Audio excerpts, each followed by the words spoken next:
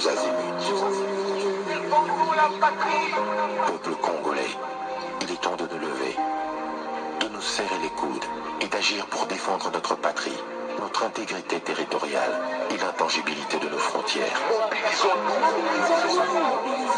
La République démocratique Batela Ekolo, Bendele Koyate.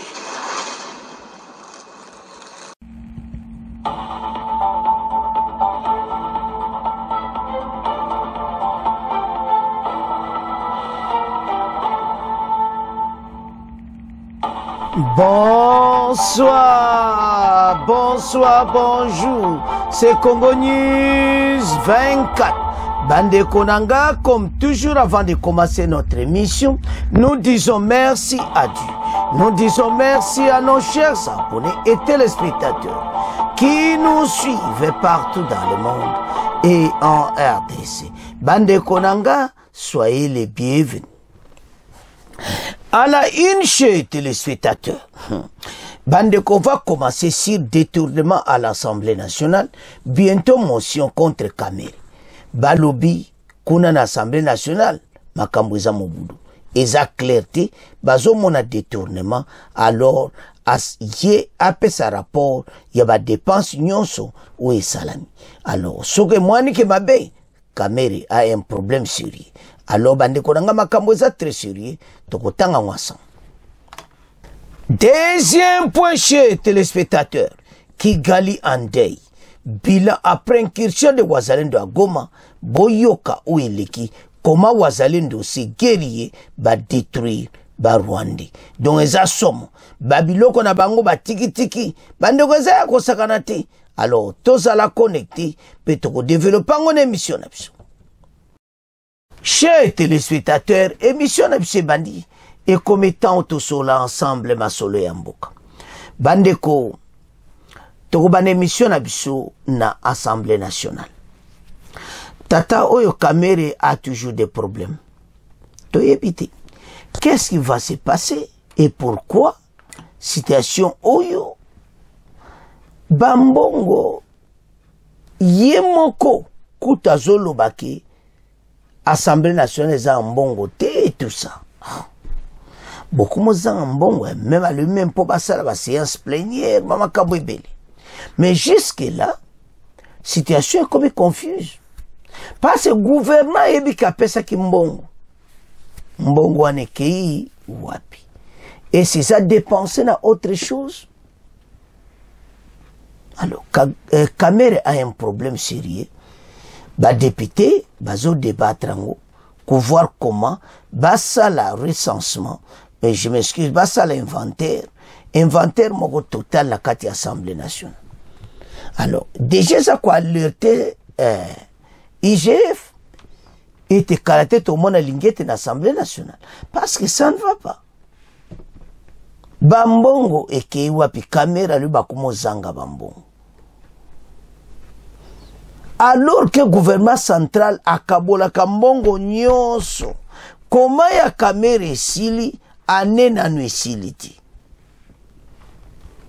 Makamboza minene bana mboka. Il a un problème sérieux na côté finance. Des milliers de dollars au bapesa kana Assemblée nationale pour un budget na bango. Mbongo ane kei wapi. Alors, son azotala, il a l'histoire. Yamakama Bambongo. Quand on parle de détournement, ce n'est pas peut-être Kamere, peut-être Batuna Yassara Bango. Parce que le qui détournement l'Assemblée nationale. De ce totala, na titre, tout monaki, il y a quelque chose qui ne va pas. Alors, ce qui m'a comme financé marché, bako yé pas yé présent à l'Assemblée nationale, a me clarifier qu'est-ce qui se passe au juste. Parce que lui-même devant la plénière, il parvient à dire à Zosenga Mbongo et tout ça. Pourquoi Mbongo en est wapi? Alors, le député, le basala, une commission. Mais bango alingeza sécurité commission en abakende na Assemblée nationale kotala Bambongo et wapi. Mais Kamere a un problème. quel que soit comment yo mutozali mokonzi na Assemblée nationale, s'il y a une perte d'argent bon et monté, mais caméra yo mutozala au futa. Voilà la situation où tozala dans l'Assemblée nationale. Donc il a un problème sérieux pour résoudre makambo oyo. Mais tout temps. Bandeko ezosala propriété. Le bureau de l'Assemblée nationale a présenté ce vendredi 11 avril le rapport de la gestion financière de la Chambre du Parlement pour l'année 2024. La plénière l'a déclaré recevable et a décidé de la mise en place d'une commission ad hoc pour son examen approfondi.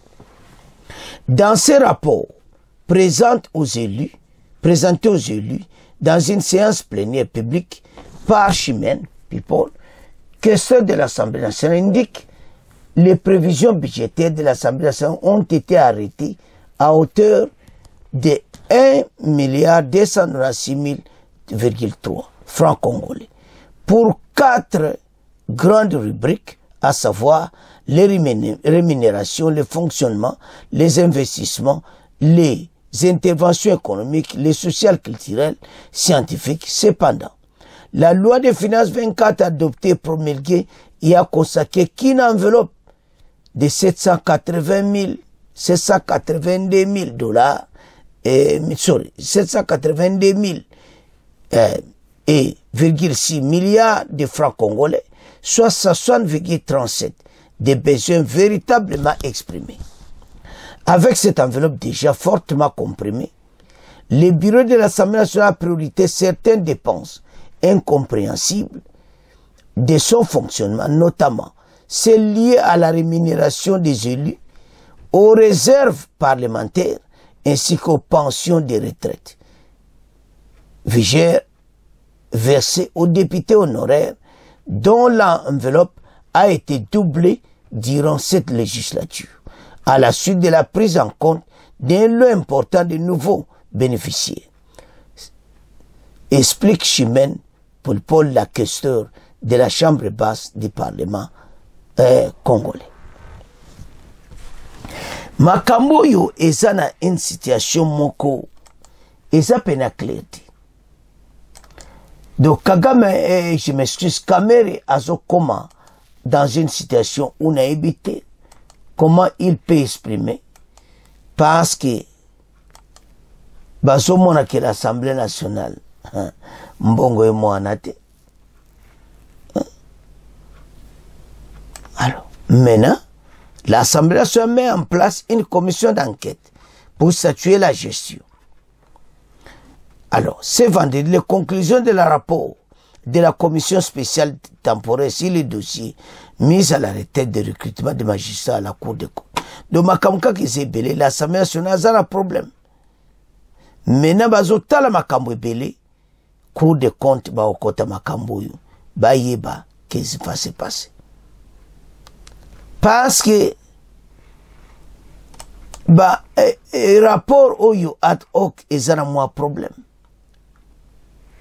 Alors, l'article 147 alinéa 6 de notre règlement intérieur fait obligation au bureau de présenter à l'Assemblée plénière les rapports de gestion financière de l'Assemblée nationale dans les 30 jours après l'ouverture de la session ordinaire de mars. Nous devons être fiers car notre institution est chargée de contrôler les autres institutions, se laisser contrôler elle-même par une commission ad hoc. C'est le rapport de cette commission qui sera présenté à la plénière. Bazara problème. Situation est claire. Tout développé massou. Kamere gestion ezaka mabe. Makambo tie komema eti soki rapport ne kobima. Ba dépense eza clair te passe menace basali commission. Bazotala ba dépense nyonso esalami. Soki eza clair te Kamere awozana problème. Ba Congolais déjà ba doutaka présence na yo côté finance. Ba Congolais ba yete Kamere côté finance, il y a toujours des problèmes. Awa to pointer doigt kana Kamere te, ba lobi l'Assemblée nationale. Eza di chaos, ba dépense eza mabe. ba dépense ça na ndenge moko kitoko te alors ba sali commission ba vérifier ba dépense wana siko soko ebimi pena mabe bon monter que caméra na problème ba conseiller même démission même motion mais et a souhaité que ça y caméra te bato mususu parce que yo président toujours signé président de l'Assemblée nationale bande ko bazo mona ba dépense legi tellement ebele kutunde to loba awa il a dit ouvertement que baza suna mbongo te même pour basa la plénière mais pour ba bongsa basal bilokutu kamere mbongo ekei wapi soki ya kongolela en public makamoza minene. Alors maintenant une commission a chargé bango moko na yemo bakomo yoka soni parce que l'Assemblée nationale ta contrôle la kabat soki komba ya contrôler l'Assemblée nationale bozo mante que bêtise. Alors caméra a un problème à résoudre pour le moment les enquêtes toyeba ndene koke wana totika wana bino tokomoke na deuxième point bande ko deuxième point sur le bilan il y a incursion à Wazalendo na Goma. Wazalendo bakoti na Goma na ndenga kosakana ti. Bilan balobi eza mabe kikali andei. Ce matin, le calme est revenu, mais balobi bilan eza mabe. Mais bato bayoki yango. Tala, ba Wazalendo bazana ba fraction mbili. Ba Wazalendo bakoya kapa ba petio pam baki. Bandiko ba bomi ba Rwandi. Me bango kuna balobaka te. Me baye ete ba otika bango calme te. Tisa seki ba ko libérer Goma. Ba Wazalendo ba lobby bali botanga kuti soufar de city. Ba Wazalendo ba lobby ba ko libérer Goma, ba ko libérer Bukavu. Bango ba lobby yango. Et puis o salamaki na butu ezaki akusakana te tout le monde toka nde communiquer na mo balobaki na FARDC bolana émission elegaki mais ba vérité mais clairement que ezaka ba Wazalendo mais communiquer na bango ya ba Rwandais balobi ba otanga na FARDC na kati ba yebi poani baluka ba salir FARDC. Alors les Wazalendo basali dernier kasuka na mbiskat bato bazana problème na éviter de bako s'en sortir. Kagame et ses hommes baza devant une situation difficile bande ko ba prévisa on a beaucoup tué mais il fallait ba ça quand même parce que bande ko attaquer qui bango brusque. Les Wazalendo bazana Goma jusqu'à ce que bako libérer Goma. Bazana ba matériel nyonso o ba jouer pa ba Rwandi. Ambiscade wan. Totan. Les Wazalendo bazana une situation difficile.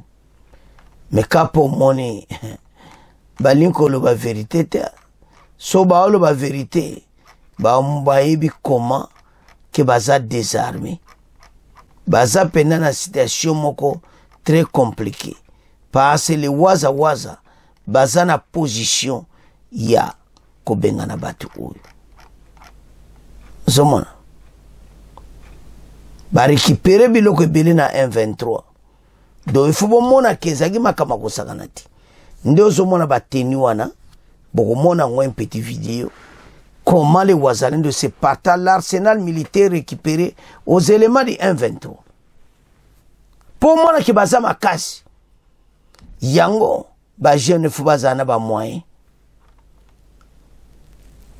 Eza kitoko. Donc, ndenge ba kote li bango. Eza ko sakanati. Alors, panique est ma bé. Panique eza ko sakanati. Baso mona makam na bango. Parce que il fallait comme ça. Bango baza situation difficile. Bayebi ce qui se passe. Bayebi te baza na situation moko yamabe. Mais nayebi te ndenge kosukela bango. Voilà ce qui va se passer. Donc ndenge baza wana bazo préparer ba scénario na bango mosusu. Mais les wazalendo banyati bon biloko. Banyati bon biloko a somo. Alors voilà. Donc to comprendre vraiment que ba jeune oyo baza ko bunda pona mboka. Alors lisons ensemble. Témoignage local Kigali Andei, bilan après incursion de Wazalendo à Goma. Un résident d'Ochu, sous anonymat, décrit une civilisation après des rebelles lourdement armés contrôlant strictement les accès au quartier soumettant les passants de fuites systématiques. Oeza, bango moko ba jeune o bazana kata Goma, bazo reporté en anonymat. Les violences de la nuit du 11 au 12 avril opposeraient les Wazalendo aux rebelles du M23 AFC qui contrôlent Goma depuis janvier. Les Wazalendo auraient tenté une incursion pour reprendre la ville vers les quartiers d'Indosho, rencontrant une résistance organisée selon certaines sources. Aucun bilan officiel n'a été communiqué, mais cette escalade s'inscrit dans un conflit prolongé impliquant des acteurs régionaux, notamment le Rwanda, accusé de soutenir le M23. Donc, bajeno bakotika ba Rwanda nieti. Boy, kansaki bokozala calme na Goma bokozala ti. Vous allez vivre et parce qu'il y a eu plusieurs morts, bazolobe le côté. Bandeko, il y a eu des morts. Ndenge to loba, bazana position moko ya kosakanati. Les Wazalendo incursion na bango eza ya kosakanati. Alors, tolanda ki na information. Bakozonga. Balobi ça ce n'est que le début. Et puis bakotika bango niente jusqu'à ce que bato batika mboka na biso. Parce que bango même na kata Goma bango ba Rwanda ils violent. Bazo salama be kosakanati. Partout dans le territoire occupé. Alors, Wazalendo a une initiative était tout là, Moussamakambo, tout pénétré, tout balandé d'incursion. Et puis, on continue à les mater. Ils sont bien organisés, puis rapides. Et puis, on tente de biscade dans le Rwanda, dans le Saganate, parce que ça, voilà. Alors, en biscade, oyo bazo tiela ka bango partout. Andeko, Goma pour le moment. Ba Wazalendo bazana kati. Et ba Rwanda ba commis dans la peur. Parce que l'ennemi est là. À l'axibinonde ba bombe kweki. Ba eyera ki bango brusque. Il y a eu plusieurs morts. Donc il faut pas ça là honnête. Mais le quoi ba raconter raté. Bazo lela la passe bazo bomba. Mais ba lela randingo wana. Mais ba yeba été. Nous allons vous poursuivre. Tina dernier retranchement na bino. Petoko beta bino biloko. Bandeko voilà comment les Wazalendo ont procédé. Ces jeunes n'alanda ka ba député qui balba ki ba jeune wana baza ba guerrier. Ils sont bien organisés. Et ça même na batumusu bazaki wana ba landi bango. Ozomona ba Wazalendo pena baza plein. Alors maintenant bazo poser oyo kaka suka na résistance et pas ya ba Rwanda. Mais babara ko vivre biloko l'air nyos. Pas ce souci na biso. Et ça ka ke bato ba kite Goma. Soki résolution on est à 2773. Ezo salamati, renfort samati. Ba Wazalendo ba o continue jusqu'à ce que bato ba o komake okasuka na mal à l'aise. Voilà le programme de Ngezokende. Et puis tu es bête tout au gain bitumba. Yante sa Congolais tout place aux Goma. Les Wazalendo, baza prebazoluka ba libérer Goma. Et puis dit ça. Wana ba omba oseka bazomana bino osani. Il y aura des morts. Ba o vivre yango. Et puis surtout à la ferme, ensemble, pour gagner cette guerre. Alors, Banamboka, les incursions vont continuer. Par ces bateaux, quand ça va vendre Goma, les incursions continuent jusqu'à ce que les bateaux se dégagent pour récupérer Mboka. Alors, c'est à ce point que comment clôturer mission à mission. Vous continuez à s'abonner. Au revoir. À la prochaine.